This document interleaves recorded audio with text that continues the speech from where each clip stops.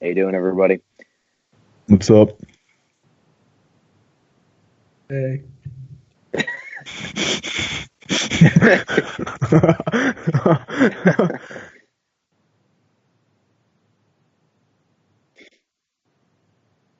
Well, I thought we would start off a story about one of our own here today, Anthony George's. I One have of our many own. of them, but I feel like this is probably one of the best. Sixth grade social studies class. You know how it is. We had to do a little You know project how it about is. about a leader in history. For us, it was Martin Luther. Anthony and I had done many projects before. So as you all know, Martin Luther is a very famous theologian, and he in fact created the religion of Protestantism.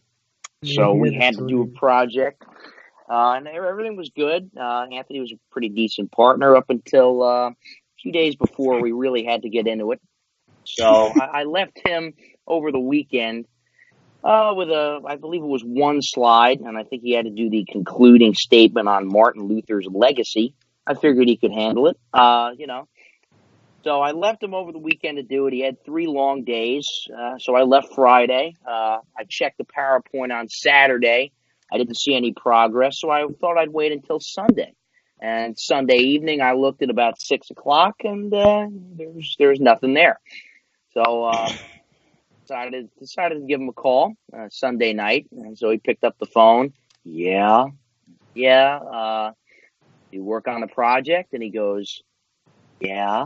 I was like, well, there's no work on here, and he goes, I'm getting to it. I said, okay. So I figured I'd let him go, and I waited until about Sunday 9 o'clock, so another 3 hours after I checked, and there was something there, and I read it. And it was pretty good. It was concise. It was good. A nice description on Martin Luther's legacy. The problem was that I knew that Anthony, as a sixth grader, had no idea what half of the words in the paragraph even meant. So I decided to copy a sentence from that paragraph and search it up online. In fact, a whole paragraph from biography.com came up about the legacy of Martin Luther. So, as I'm sure you know, I was fucking pissed. So I called Anthony up and I said, what the fuck is this? And he said, what's the fucking problem? And I said, you know what the fucking problem is. And he said, no, I don't know what the fucking problem is. And I said, I copied and pasted the whole fucking paragraph. I know your game, Georges. And he's no response for about 30 seconds. And I said, you better change some of this shit up. And he said, no, I'm just going to put the link. I said, you lazy bastard. And he put the link. We walked in Monday morning. We were going to present. I saw him third period. And I said, Anthony, did you review your slides? Yeah, I reviewed my slides. I was like, okay. So he reviewed his slides. He knew what he was doing. So we walked into social studies. Mr. Grossman was there, and Anthony had to present on the early beginnings of Martin Luther. So as you know, the pronunciation for theologian is theologian. Anthony said it theologian. So he walked in very confidently with his little strut and sat down and said, well, Martin Luther was a famous theologian. And Mr. Grossman in the back of the class raised his hand and said, oh, I think it's theologian. And Anthony said, yeah, I knew that. And he looked at me and he said, with his famous phrases, go fuck yourself. We still got a 95 on that project. And that's my story. I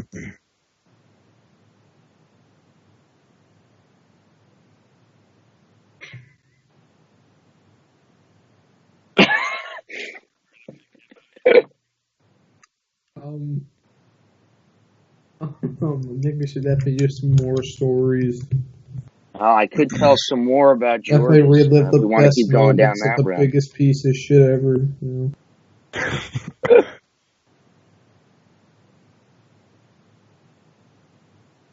Oh yeah. So well, Anthony could talk about his premeditated stuff on that because I can tell you the actual events, but Anthony could tell you why it happened. So go ahead, because there is a little backstory to that. We were at Carlock Field and we see this The 6'8" bastard. black man. Oh no, wait, that's the actual Delaney Walker. So Delaney. Let that be known for Walker. public record that that's a player on the Tennessee Titans football team.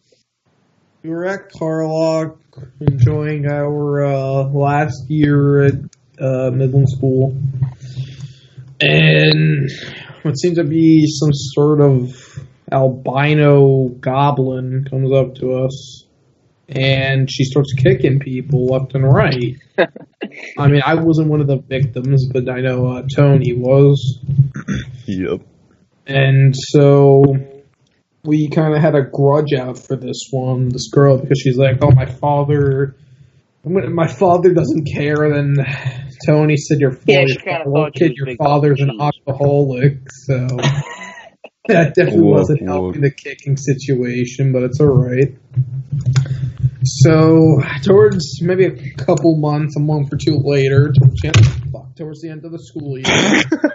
What the fuck was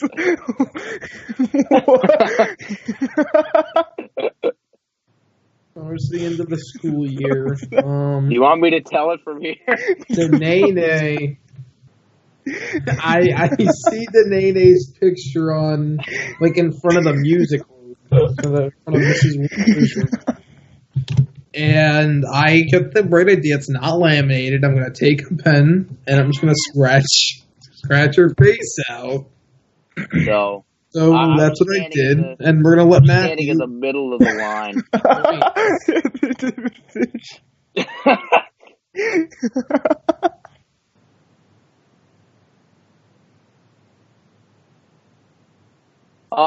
What I remember, I was coming back from lunch, or it was either lunch or some other class down there. I might have had a band lesson or science class before. Anyway, so standing in line, regular bullshit. So I see Anthony with this kind of impish grin on his face. So I was like, all right, I don't know what's going on. So he comes up and he goes, like, okay, what's going on? He goes, hey, man, you got a Sharpie marker? I said, no. So, starts panhandling down the rest of the line, finds a Sharpie marker. Like, what do you need that for? So he's like, see you in about 20 seconds. I said, okay. So he gets up to the front of the line, scratches a freaking X right on Denene's face, right through her face. So, everybody starts dying. Anthony's laughing his ass off. But he didn't know the wrath that would come on the entire class about 20 minutes later. So at that time, Mrs. Weiner, oh shit! Damn! I shouldn't have. Anyway, we'll just call her Jew. Wow, that's not any fucking better. Well, we'll just say Jew. Jew teacher came in, and at the time she had a student aide, or not a student aide, but a kind of like an ESL teacher, because we did have some, let's just say, mentally incapacitated students at the time in our class. So she was a little overweight, let's say, and by overweight I'm talking about 350 pounds on a good day. So she saw the picture and said, "You're going to want to see this." So our music teacher walked in, and you could hear the screams from outside the hallway. And you could see Anthony was about to shit his pants in the back row because he didn't know it was going to happen. So our music teacher walks in, looks at Anthony, and points that arthritic finger right at his face. Or not at his face, but really at the class, and says, "I'm appalled. I'm disgusted at what I'm seeing out here. In my 35 plus years of teaching, this may be the worst thing I've ever seen in my life. That girl worked hard. That young lady worked hard to get into course, and I want each and every one of you to know that. Something that you don't have. Courage. So whoever did this, I want to know. Or everybody in this goddamn classroom is going to be in big, big trouble." So Anthony, while this was going on, this whiner really wasn't paying much attention. God damn it! All right, I said it again. Anyway, Jew teacher, wasn't paying much attention. So Anthony was getting he had a pretty big following in the back of the class. Had a few friends back there, and there was one kid that nobody really liked, who was in the back of the class. Kind of a more emo kind of person. So Anthony orchestrated the entire back of the class to point at this one person. So I would say there's about 7 or 8 people just pointing their grubby paws at this one person. So Anthony's going, so everybody points at this kid, and Miss Weiner takes it seriously initially. Now we'll just say Jew teacher takes it seriously initially, and the kid goes, "I didn't do nothing. I wasn't even in class till 5 minutes ago. I wasn't in class for 5 minutes." So Anthony looks at me, and at the time, I wasn't pointing at this kid. So he looks at me and gives me this kind of death stare, and he goes, "You don't fucking point your fingers. I'm going to meet you outside. You're going to meet a goddamn paint train, you fuck. Point those fucking fingers." So, I was pretty scared. So I pointed my fingers at this kid, and I felt bad for it. Nobody got prosecuted for it, but the next day, after class, actually, we'll go before that, Anthony said to me, "I'm going to do it again. I don't give a fuck. I'm going to do it again tomorrow." I said, "You're going to get a deep shit. They got security cameras." He goes, "Yeah, who the fuck is the security cameras? Huh? I don't give a fuck. It's Midland." So next day, comes back, same Sharpie marker, same impish fucking grin on his face. Comes in, big fucking cheese going down the stairs. He's got his whole entourage with him. Looks at it. And the color drains from his face. You could see all of that, those rosy cheeks just drained from his face. Because Jew teacher was smart. She laminated the photo. She laminated the picture. So Anthony's dream was fucked from then on. No, she got a new one. So we'll tell him.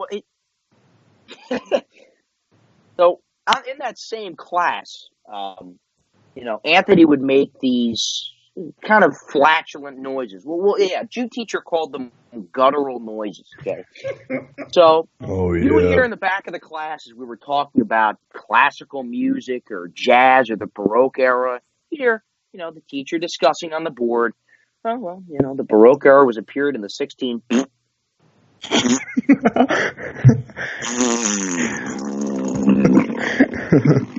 And it would go with like differing octaves too. You might get a high, or it would be a low, so something along those lines.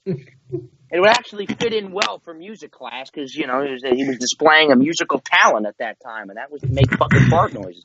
Anyway, there was another kid in this class who was sitting in the front row at that time, and Anthony was going haywire in the back of the class making these fart noises. And they were loud. They would echo probably into the art room, the band room, maybe the cafeteria where the Hispanic lunch ladies probably heard. Maybe like somebody was having gas, but they expanded pretty far. So Anthony kept going, and this kid who sat in the front row thought it would be real funny to mimic Anthony. And this kid did not have good fart noises. It's kind of just like he put his tongue against his mouth. So something along those lines. Anthony's really sounded like an explosion was happening in the bathroom. No, not right now. But, we'll just let that sink in for the viewers out there. And it sounded like an explosion was happening 3 seats away from me. Anyway, this kid, as the teacher was talking, did one fart noise. And I mean, one of the lowest fart noises I've ever heard. I remember this. Even in terms of, maybe what you hear at home when you're taking a shit, this was low. Okay? It was just something like that. Teacher cocks her head around, does a full 360, points that arthritic finger at him and goes, "Points!" So the teacher at that point actually was being implemented in Midland at the time was something called the points system. Yeah, as you can tell from the name, it was a pretty shitty rule. Okay, it was designed by retards for retards. Anyway, the point 74. system designated you points if you did something bad. So, for example, maybe you flipped off the gym teacher, or maybe you flipped off the lunch aide. That was 5 points. If you called somebody a stupid piece of garbage, maybe it was 3 points. We'll get into that later in this podcast, ladies and gentlemen. But for this young student, I believe it was 5 points for making a guttural noise. And this was protested, and because this kid is like, Anthony's been making noises for freaking 30 minutes. I don't give a rat's ass. You just made a noise right now. You're going down for it. And that was music class. Anybody have any other stories?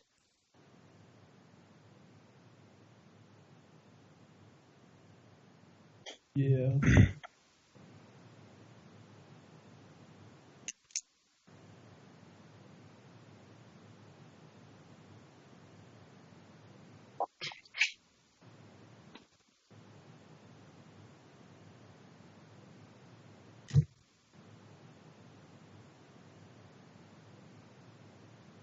Reflex neurovascular dystrophy. Sorry, go ahead.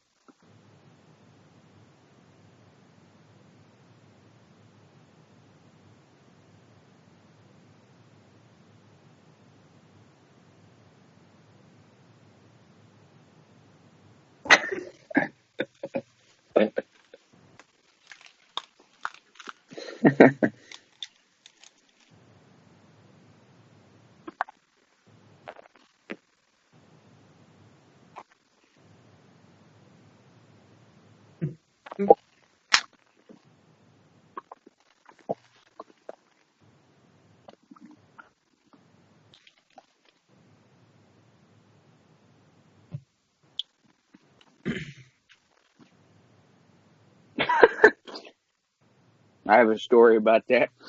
Oh, so do I.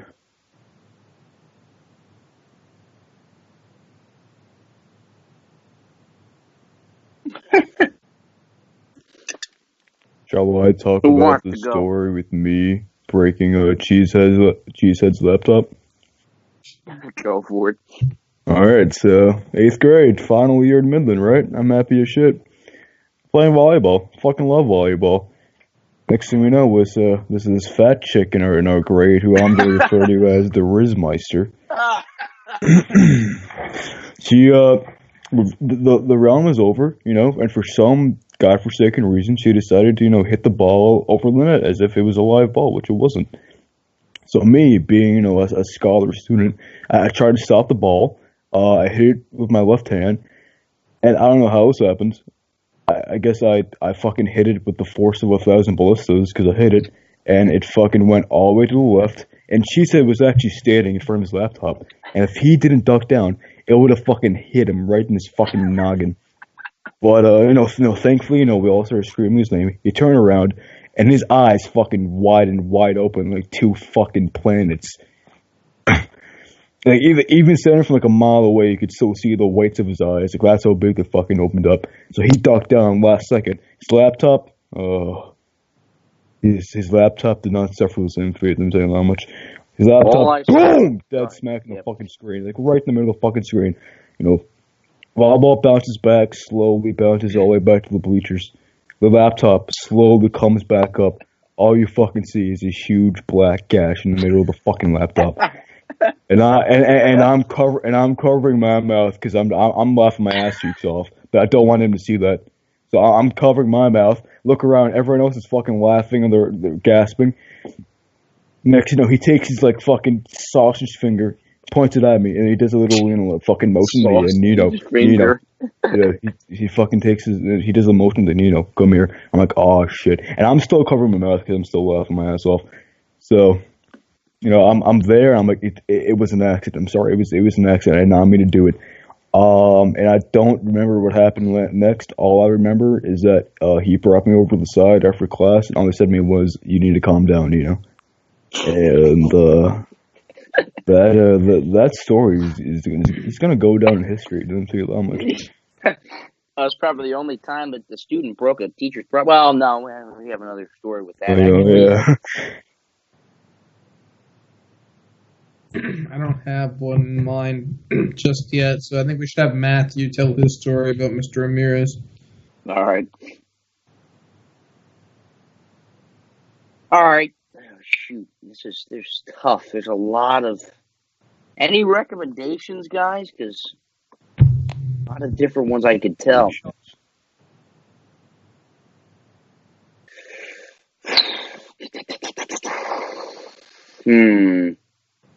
I was going to tell the story where, we were doing the mile runs and the black market. Well, that and also the fact that Anthony kind of created a loophole with the mile runs is because I honestly did. You were required by gym class rules to improve by really for our class a certain number of minutes. So, Anthony looked at me and he goes, I know exactly what I'm going to do. I said, okay. So get out there. Pretty cold that day.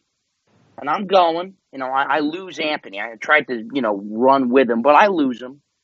And I do my required laps.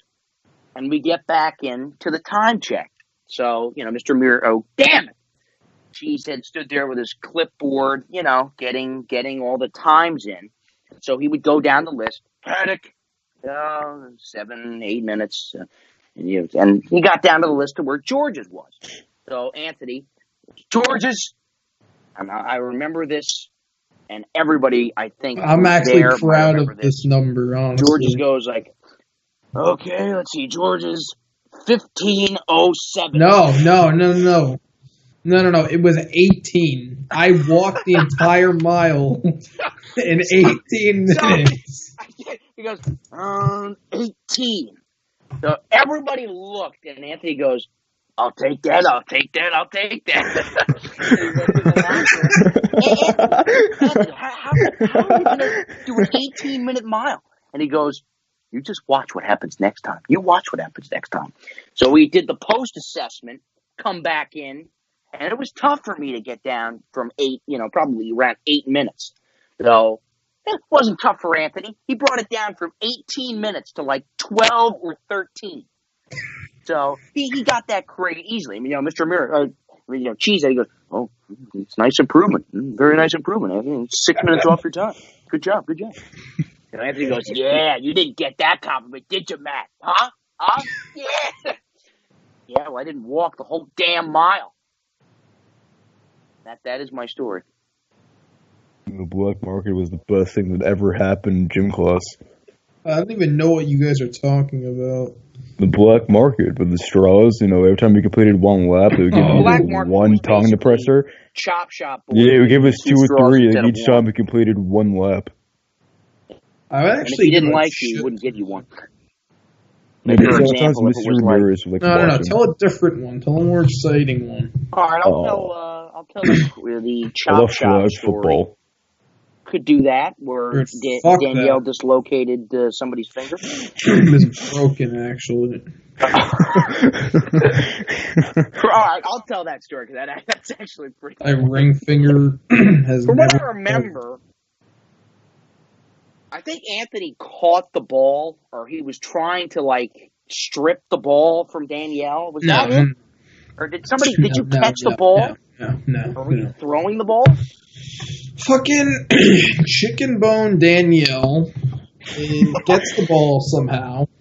I don't know how. She was usually the center, and I go in to grab her flag, and his hand got caught in the penny. It was 7th grade. My ring finger got caught in her belt, so she keeps running, and just the top part of my ring finger just snaps, and it was a turning point in my life. I just had to rethink life as a whole. I saw my friends playing flag football because I lived right next to the Midlands. So I'm like, hey guys, what's going on? Fucking Danielle built like a chicken, but then that was that.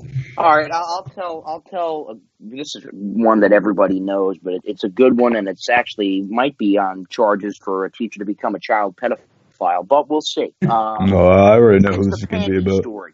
Oh yeah, this is the panty story. We walk in. We had a certain teacher. I'll just use the name Vapey for him. So Vapey was a good guy. Vapey was a decent guy. He's very mellow. I liked him. I thought he was all right. He was an ass math teacher, but he gave everybody 100s, which is nice. But Vapey, I don't know. This is during a science elective. Everybody we have a lot of stories from that one. Yeah, we have a lot of stories from that one. But it was a science elective. Everybody walks in, and I think it was Chicken Bone Danielle who looked down and went, what are those? So as soon as everybody heard that, everybody kind of congregated over to this small corner area, close to the door, leading out into the hallway. And there was a desk, and below the desk, you could see this red cloth. It was a red cloth. Really couldn't see what it was from further view. But as you got closer, pretty evident what it was. It was panties. And it was kind of weird because we didn't know, what was going on. And you saw Vapey at the back of the class, grading papers and stuff like that. He wasn't really paying attention to us. He kind of lost control of the class. So everybody looked down and somebody screamed, "It's panties!" And as soon as those two words came out, Vapey cocked his neck over there and started looking around and was appalled to see that all 23 members of his class were looking at what he perceived to be panties. Somebody poked at it with a pen. I think somebody poked at it with a ruler. Somebody said that Victoria's Secret was on the back, like there was a tag for Victoria's Secret on the back. And crazy enough, just as we were getting down to finding out what it actually was, the bell rang and everybody left. The next day comes around, panties are no longer there, long gone. Vapey comes up to the center of the class and goes, "Well, I want to clarify what everybody seemed to have seen yesterday. That was a head rag. I have headaches. I have pretty bad migraines, guys. So I just use that to relieve my headaches. And I think Chris Smith, who we'll talk about later on, said in the back of the class, bullshit." That was my story. Ali joined. Ali left.